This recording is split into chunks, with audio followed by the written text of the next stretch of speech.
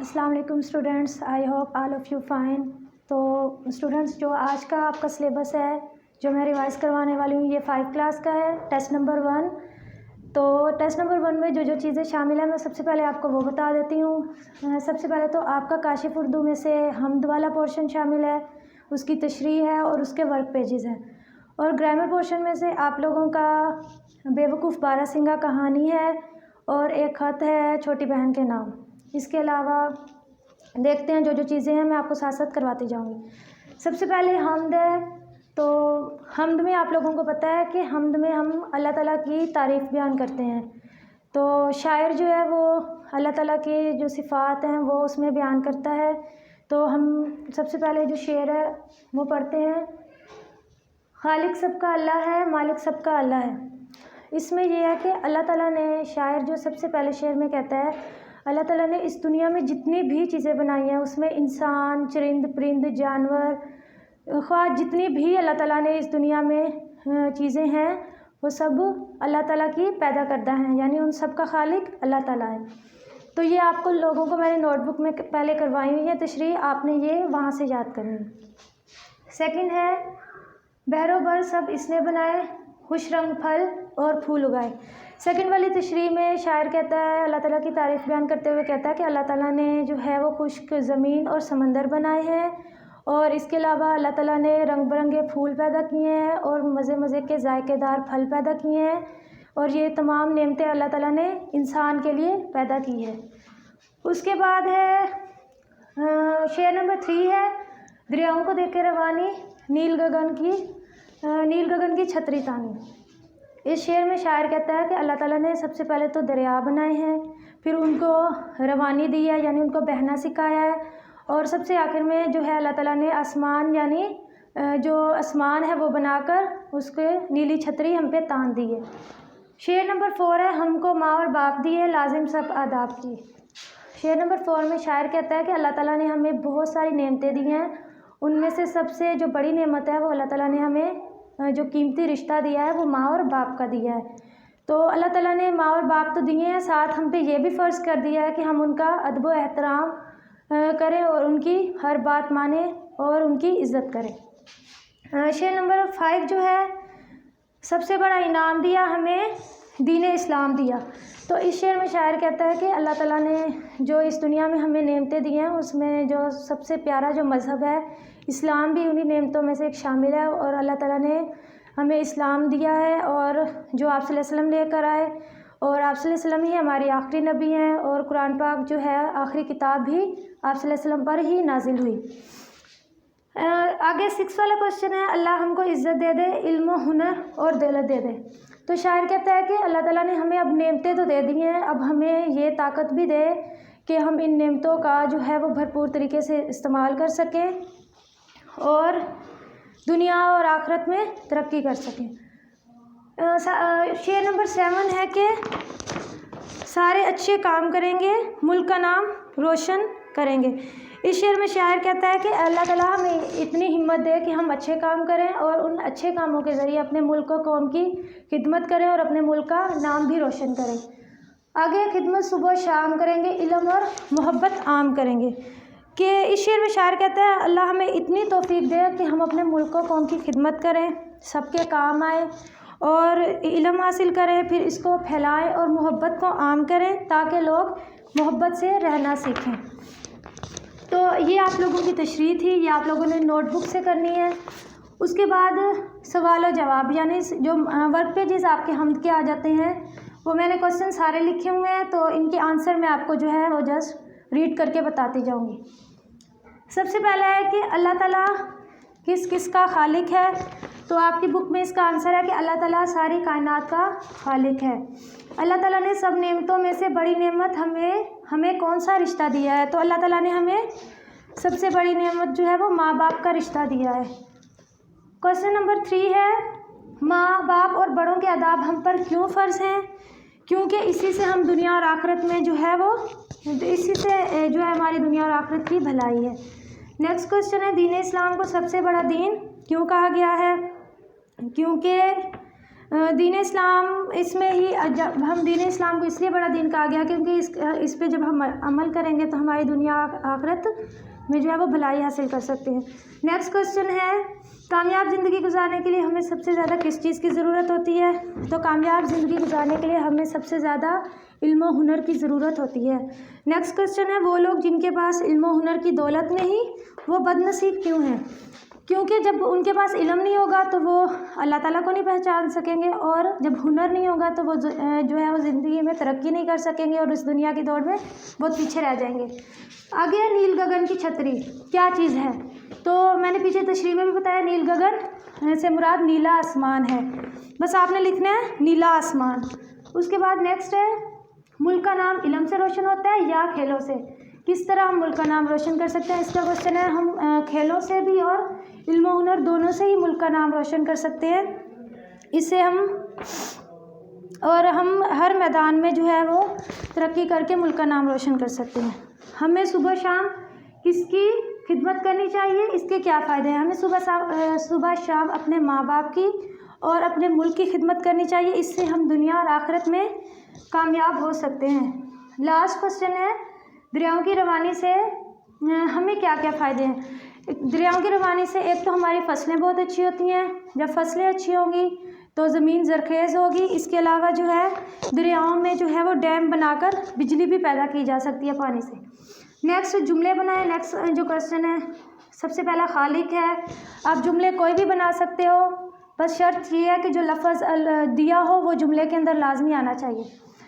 खालिक है, सबसे पहला जुमला, अल्लाह ताला हम सब का खालिक है। नेक्स्ट है रवानी, अली रवानी से उर्दू बोलता है। लाजिम, हम पर नमाज पढ़ना लाजिम है। नेक्स्ट है इनाम, नेक कामों का इनाम जन्नत है। उसके बाद है इल्म हुनर, हमें इल्म हुनर आम करना चाहिए। लास्ट वाला है आम करना, हमें तालीम आम करनी चाहिए। आप दोनों का आम करना और इल्म हुनर का सेम भी जुमला बना सकते हो, दोनों एक ही जुमले में मतलब आ सकते हैं।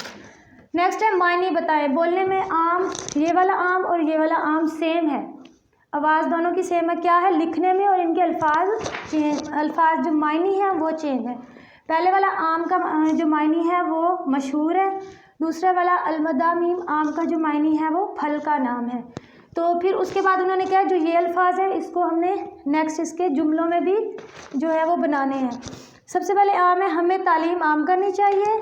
उसके बाद ये वाला जो आम है ये आम फल का नाम है। नेक्स्ट है जोड़ीदार अल्फाज। सबसे पहले बहरो दिया होगा, आपने बर लगाना है, बर इसका जोड़ीदार अल्फाज है।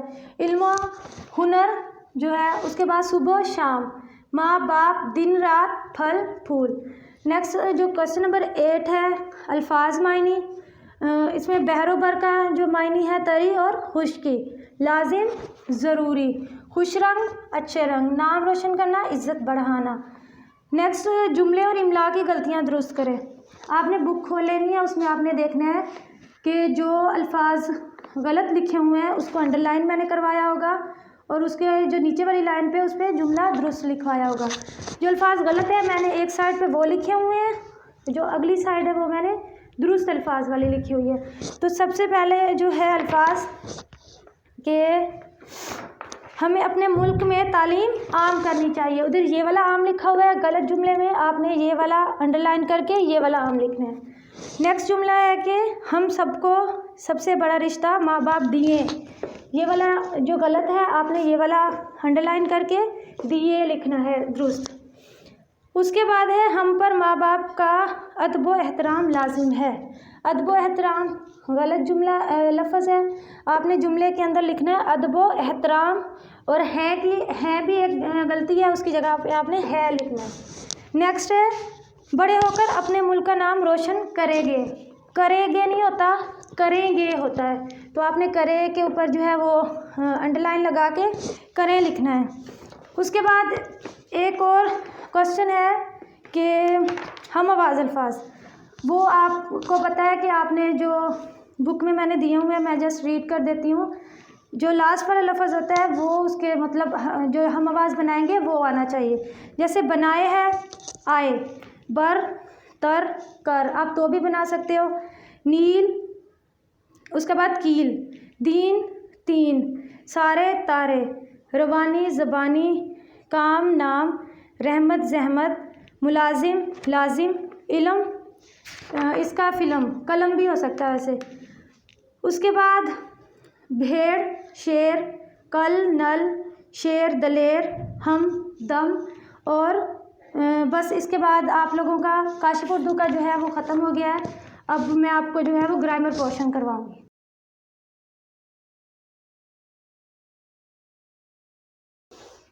अब जो ग्रामर वाला हिस्सा है आपका, उसमें आपका एक कहानी शामिल है और ख़त है और एक तफ़हीम है। तो आप लोगों ने टेस्ट करने से पहले क्या करना है, रफ रजिस्टर पे आपने ये वाली कहानी और ख़त एक दफ़ा लिख लेना है और फिर खुद ही अपनी मिस्टेक निकालनी है मिला के। उसके बाद जो है आपने टेस्ट फिर शीट पे देना स्टार्ट करना है। सबसे पहले कहानी है बेवकूफ़ बारहसिंगा। एक था बारहसिंगा, वो दरिया के किनारे खड़ा पानी पी रहा था ताकि पानी पीकर अपनी प्यास बुझाए। इसे दरिया के पानी में अपना अक्स दिखाई दिया। वो अपनी खूबसूरत सीन देखकर बहुत खुश हुआ। जब उसकी नज़रें अपनी पतली पतली और लंबी लंबी टांगों पर पड़ी तो वो बहुत उदास हो गया। इतने में उसे शिकारी कुत्तों के भौंकने की आवाज़ आई तो वो चौंका और जब इसे मुड़कर देखा तो कुत्ते इसकी तरफ दौड़े आ रहे थे। अब इसकी ज़िंदगी ख़तरे में थी। उसने अपने आप को बचाने के लिए भागा। करीब ही एक जंगल था, वो इसमें दाखिल हो गया। इसकी पतली पतली और लंबी टांगों ने भागने में इसकी बहुत मदद की। अचानक जो है वो भागते भागते इसके खूबसूरत सींग एक झाड़ी में फंस गए।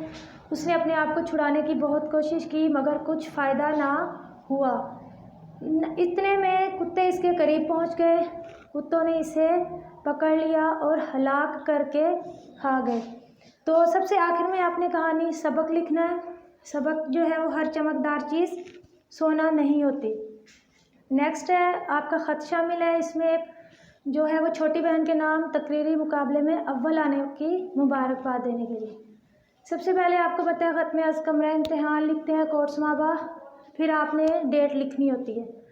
उसके बाद प्यारी बहन अस्सलाम वालेकुम, भाईजान का ख़त मिला था। ये जानकर खुशी हुई कि स्कूल में होने वाले तकरीरी मुकाबले में तुमने पहली पोजीशन हासिल की है। मेरी जानिब से दिली मुबारकबाद कबूल करो। मैं जब घर आऊँगा इस कामयाबी पर तुम्हें अच्छा सा तोहफ़ा दूँगा। मेरी दुआ है कि अल्लाह ताला तुम्हें हमेशा ऐसी कामयाबियाँ देता रहे। आखिर में आपने सब घर वालों को सलाम वस्सलाम, आपका भाई, और अपना नाम आपने लाजमी लिखना है। इसके अलावा जो तफ़हीम शामिल है वो मैं रीड कर देती हूँ। आपने बुक में सिर्फ इसको देखना है। पैराग्राफ आपको दिया जाएगा और उसी के अंदर से आपने क्वेश्चन के जो है वो नंबरिंग लगानी है। तफ़हीम नंबर 1 है हज़रत खतीजा। हज़रत खतीजा मक्के की एक मालदार खातून थी। वो बहुत नेक थी, इनका बहुत बड़ा कारोबार था। उन्होंने जब आप सल्लल्लाहु अलैहि वसल्लम की ईमानदारी का हाल सुना तो आपको तिजारत का सामान देकर मुल्क शाम की तरफ भेजा। आपने खूब नफ़ा कमाया। हज़रत खतीजा को इस सफ़र में दुगना मुनाफा हुआ। तो आपकी ईमानदारी देकर हज़रत खतीजा ने आप सल्लल्लाहु अलैहि वसल्लम से शादी कर ली। शादी के वक्त आप सल्लल्लाहु अलैहि वसल्लम की उम्र 25 साल और हज़रत खतीजा की उम्र 40 साल थी। शादी के बाद हज़रत खतीजा ने अपना सारा जो माल है वो आप सल्लल्लाहु अलैहि वसल्लम के सुपुर्द कर दिया और कहा कि आप इस माल को जिस तरह चाहें खर्च करें। इसके बाद इसमें सवालात होंगे कि हज़रत खतीजा किस शहर की रहने वाली थी। आपने पीछे जब पैराग्राफ में देखोगे तो आपको कि हज़रत खतीजा मक्के की रहने वाली थी। सेकंड क्वेश्चन है किसने आपको शाम के सफ़र पर भेजा और किस लिए। अभी हमने रीडिंग में पढ़ा था कि हज़रत खतीजा ने आप सल्लल्लाहु अलैहि वसल्लम को शाम के सफ़र के लिए भेजा था और तिजारत के लिए भेजा था। थर्ड वाला क्वेश्चन है कि हज़रत खतीजा ने आपसे शादी क्यों की। तो हज़रत खतीजा ने आप सल्लल्लाहु अलैहि वसल्लम की ईमानदारी देखकर आप सल्लल्लाहु अलैहि वसल्लम से शादी कर ली थी। शादी के वक्त आप सल्लल्लाहु अलैहि वसल्लम की उम्र कितनी थी और हज़रत खतीजा की कितनी थी। तो शादी के वक्त आप सल्लल्लाहु अलैहि वसल्लम की उम्र 25 साल और हज़रत खतीजा की उम्र 40 साल थी। उसके बाद है कि शादी के बाद हज़रत खतीजा ने आप सल्लल्लाहु अलैहि वसल्लम से क्या कहा। शादी के बाद हज़रत खतीजा ने जो अपना सारा माल था वो आप सल्लल्लाहु अलैहि वसल्लम के सुपुर्द कर दिया और कहा आप इस माल को जिस तरह चाहें खर्च करें। तो ये हमारा था टेस्ट नंबर 1 का सिलेबस। तो आई होप आप लोगों को समझ आ गया होगा। इंशाल्लाह नेक्स्ट टेस्ट की जो रिवीजन में मिलेंगे, तब तक के लिए अल्लाह हाफिज़।